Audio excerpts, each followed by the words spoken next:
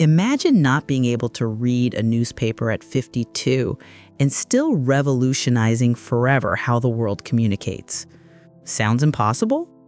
Not for Thomas Edison in 1899. While society considered literacy essential for any significant achievement, this man was about to create one of the most transformative inventions in human history. At 52 years old, with only 3 months of formal education and enormous difficulties deciphering texts, Edison faced the greatest challenge of his career: how to capture and reproduce the human voice. The experts of the time mocked the idea. Impossible, said European scientists. A man without formal education could never master something so complex. But Edison had something that no diploma in the world could give: insatiable curiosity and absolute refusal to accept limitations. What happened in that laboratory in Menlo Park would change not only his life, but the lives of billions of people. This is the story of how someone considered backward by society proved that it's never too late to transform the world. What if I told you that you can too? To understand the magnitude of this achievement, we need to go back to the year 1899. Thomas Alva Edison, at 52, was already known for some inventions, but faced a problem that had tormented him since childhood: severe dyslexia and partial deafness that made reading a monumental challenge. Born in 1847, Edison was taken out of school at age 8 after his teacher declared him too dumb to learn anything.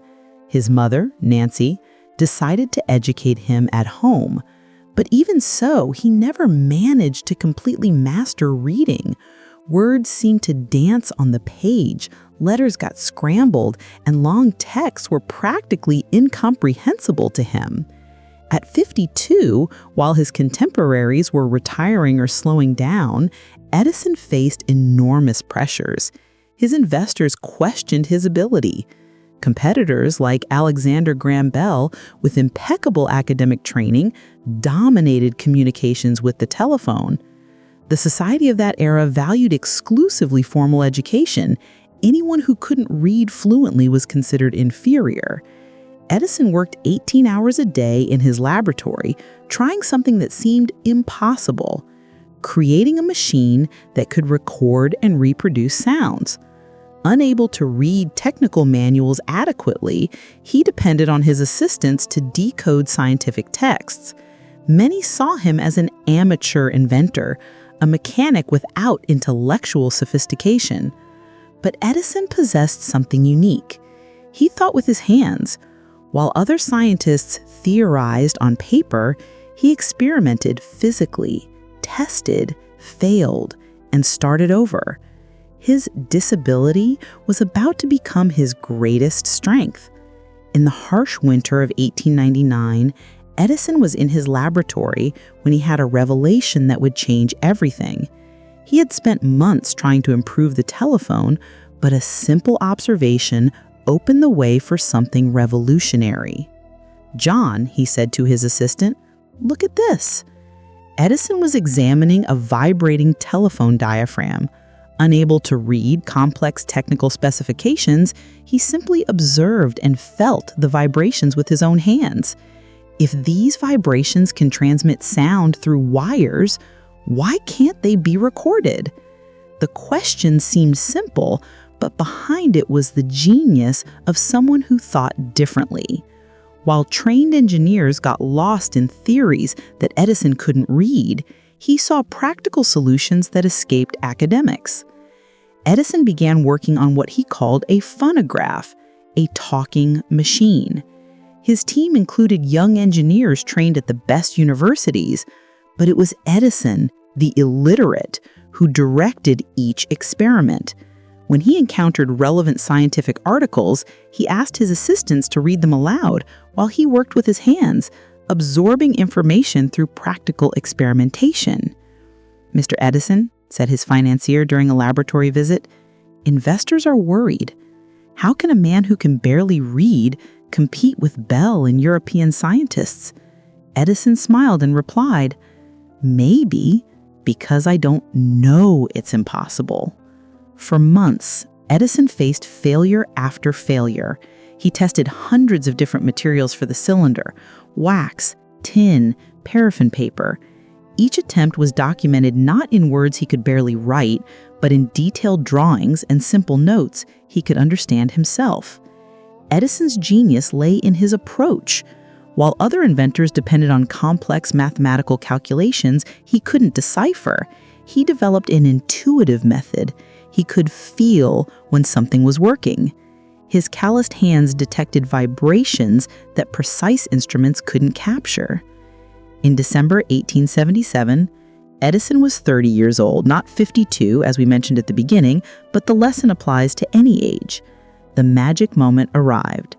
Edison carefully adjusted the needle over the tin cylinder and recited the first phrase ever recorded in history: "Mary had a little lamb." When the machine reproduced his own words, silence filled the laboratory. His assistants were speechless. Edison, the man who struggled to read a simple page, had just captured human sound for eternity. "My God," whispered his assistant John Cruzy, "it works." The news spread like wildfire. Newspapers around the world reported the invention. Curiously, Edison had to ask others to read these articles for him, but he didn't mind. He had proven something fundamental. Intelligence isn't measured by the ability to read, but by the ability to create. The phonograph made Edison the most famous person in America. Presidents came to visit him. European scientists who had previously despised him now asked to meet him. At 52, when he could have been retiring, Edison was just beginning his most productive phase. But here comes the most inspiring part. Edison used the phonograph's success as a springboard for his greatest inventions. The electric light bulb, the power distribution system, cinema, everything came after age 40. Each invention proved that his limitations were actually advantages. When asked about his dyslexia years later, Edison replied, "I could never read well, but that forced me to observe better. While others wasted time reading about how things should work, I discovered how they actually worked." At 84, when he died in 1931, Edison held 1,093 patents. More than half were developed after age 50 by a man who never learned to read fluently. Edison's story carries powerful lessons for all of us over 50. First lesson: your so-called limitations can actually be your greatest strengths.